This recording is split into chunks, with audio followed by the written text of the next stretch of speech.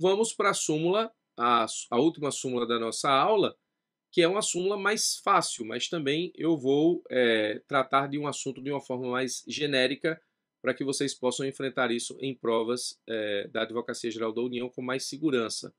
A súmula que nós estamos efetivamente tratando é a súmula de número 31, quando ela diz o seguinte, também uma súmula sobre precatório. São duas súmulas sobre precatório, a 39 e a 31. A súmula 31 diz o seguinte, preste atenção, é cabível a expedição de precatório referente à parcela incontroversa em sede de execução ajuizada em face da Fazenda Pública. É cabível a expedição de precatório referente à parcela incontroversa em sede de execução ajuizada em face da Fazenda Pública. Deixa eu explicar também isso antes da gente efetivamente passar aqui para a fase da explicação textual. Presta atenção aqui. Eu também tive na AGU logo quando a gente começou a discutir a questão do incontroverso. O que é a questão do incontroverso? A questão do incontroverso é o seguinte, por exemplo, ainda na questão do cumprimento, né? Na época era a execução. Imagine, por exemplo, a seguinte situação. Você é advogado público, aí você recebe um cumprimento de sentença. Quando você recebe um cumprimento de sentença, você olha o cumprimento de sentença, manda para o NECAP, no caso você é advogado da União, futuro advogado da União, espero que todos sejam meus colegas no futuro próximo.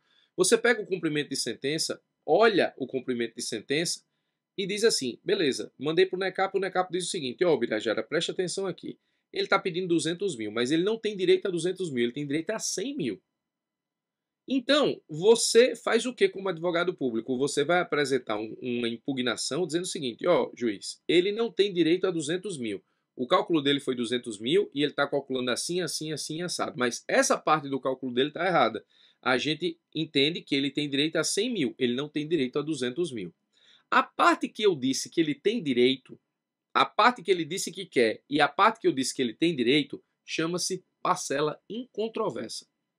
Ele está pedindo 200. Eu estou dizendo que ele tem direito a 100. Então, 100 é incontroverso. E os outros 100 a gente vai discutir.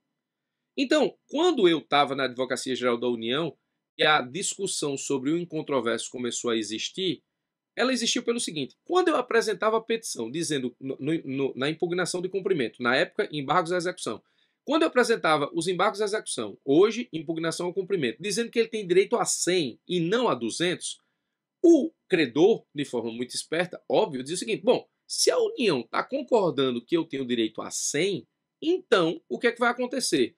Por favor, espeça o precatório de 100, porque esse valor ela já disse que eu tenho direito, então sobre ele não existe divergência. É ponto, nesse caso, não controvertido no cumprimento.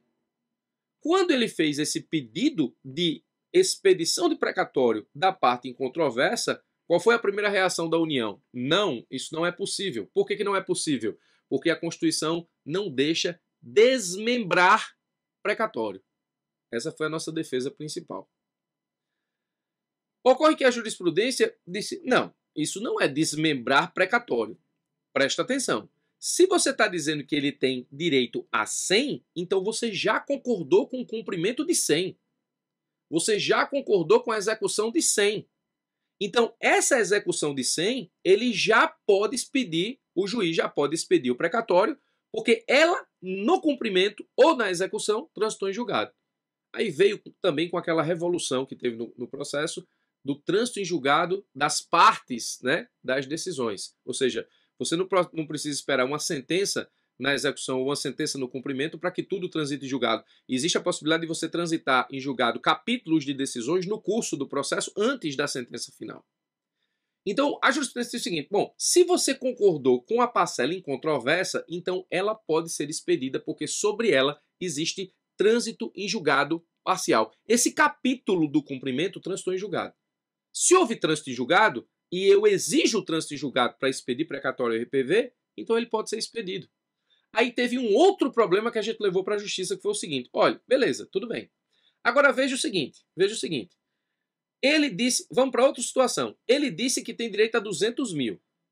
E eu estou dizendo que ele tem direito a 10 mil. Então eu estou contestando 190 mil e estou dizendo que ele tem direito a 10 mil. 10 mil é um valor que, se for expedido, ele está abaixo do teto do RPV, mas o crédito dele total se sujeita a precatório.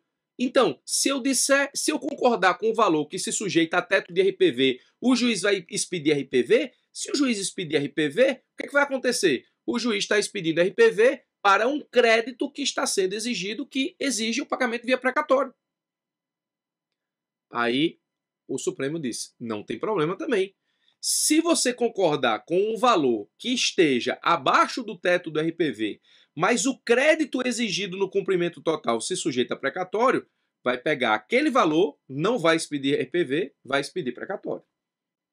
Nesse ponto, a gente ganhou. Mas a gente não impediu a expedição de precatório ou de RPV da parcela em controvérsia. Então, tanto levamos na cabeça nesse tema que a súmula 31 diz: é cabível a expedição de precatório referente à parcela em controvérsia em sede de execução ajuizada em face da fazenda. Na época era execução, hoje é cumprimento de sentença.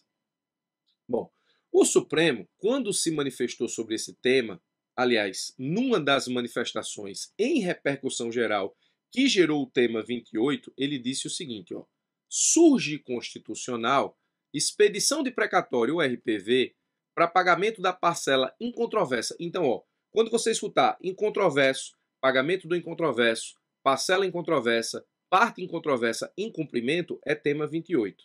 O Supremo diz que é constitucional o pagamento da parcela incontroversa e autônoma do pronunciamento judicial transitado e julgado, observada a importância total executada para efeitos de dimensionamento como obrigação de pequeno valor. O tema 28, ele resume todo o problema. O Supremo entende o pagamento do incontroverso correto e o Supremo diz: o incontroverso ele vai se sujeitar ao regime de pagamento que depende do valor do cumprimento total. Se o cumprimento total for RPV, o incontroverso vai ser RPV, porque vai ser menor do que o total. Se o pagamento total for precatório, ainda que o incontroverso, em tese, se submeta ao teto do RPV, eu vou ter que expedir precatório. Então, o valor total do cumprimento é que vai delimitar qual é a regra de expedição do incontroverso, se precatório ou se RPV. Então, esse tema 28, ele resume de uma forma muito, digamos, completa toda a celeuma. Então, não se trata de desmembramento de precatório, que foi a tese que nós apresentamos para impedir a expedição do precatório da parte incontroversa. Isso nós já entendemos, tanto que o advogado-geral da União expediu a súmula, ou editou a súmula 31. Agora, eu trago para os senhores aqui uma das últimas decisões do Supremo, na ADI 5534, que é tema clássico da Fazenda, portanto precatório, sobre essa questão do incontroverso. Nesse tema, que eu já expliquei em outro momento, tanto em aula quanto em YouTube, eu falo sobre o prazo para pagar RPV e o regime aplicável ao incontroverso, tá? Então, aqui eu coloco, vamos entender a questão, como a questão se apresenta na Constituição e no CPC. A Constituição ela estabelece aqui exatamente o sistema constitucional de precatórios para o pagamento das dívidas da Fazenda no que diz respeito ao trânsito em julgado, né? Ela diz que o parágrafo 3º não se aplica aos pagamentos definidos em lei como de pequeno valor, então existe um regime específico para as requisições de pequeno valor, e o regime específico é justamente aqueles que eu falei para vocês na súmula 39. No precatório, o valor orçamentário para pagamento desses valores não estão à disposição do poder público, esse dinheiro ainda não existe, o orçamento tem que rodar para que esse dinheiro seja criado para pagar, enquanto que as requisições de pequeno valor, elas têm, nesse caso, orçamento já previsto para pagamento. Aí diz aqui o parágrafo 4º. Para fins do disposto no parágrafo 3º, poderão ser fixados por leis próprias valores distintos às entidades de direito público, segundo as diferentes capacidades econômicas, sendo o mínimo igual ao valor do maior benefício do regime geral de previdência social. Como o regime de pequeno valor é um regime que depende de cada ente federado, o parágrafo 4º do artigo 100 da Constituição Federal estabelece que esses entes, por lei, vão definir exatamente quais são os valores que eles entendem enquadrados em RPV. Isso aqui é muito importante para o ente. Lembre-se, o RPV ele precisa já deixar o orçamento pronto para pagar e o precatório ele pode esperar rodar o orçamento para pagar.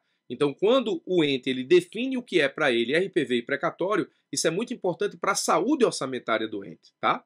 Muito bem. O CPC diz o seguinte: A Fazenda Pública será intimada na pessoa do seu representante judicial por carga, remessa ou meio eletrônico para, querendo, no prazo de 30 dias, impugnar a execução. Veja que a Fazenda ela não é intimada a pagar voluntariamente a execução. Ela é intimada para impugnar a execução. Podendo arguir. Aí existem as arguições. Parágrafo 3º.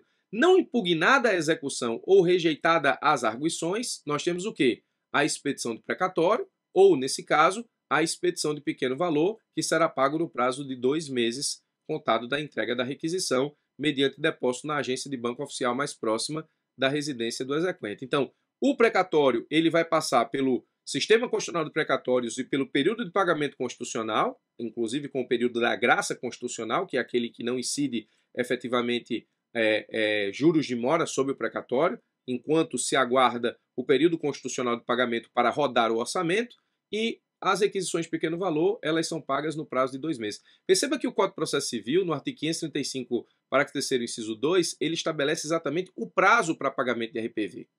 Tratando-se de impugnação parcial, a parte não questionada pela executada será, desde logo, objeto de cumprimento. O parágrafo 4º do artigo 535 do Código de Processo Civil, ele estabeleceu o quê? Ele normatizou o pagamento do incontroverso. Então, em 2015, o Código de Processo Civil fez o quê? Normatizou o pagamento do incontroverso. Tratando-se de impugnação parcial, então eu concordo com uma parte e discordo da outra, a parte não questionada, ou seja, a parte que eu concordei, será, desde logo, objeto de cumprimento.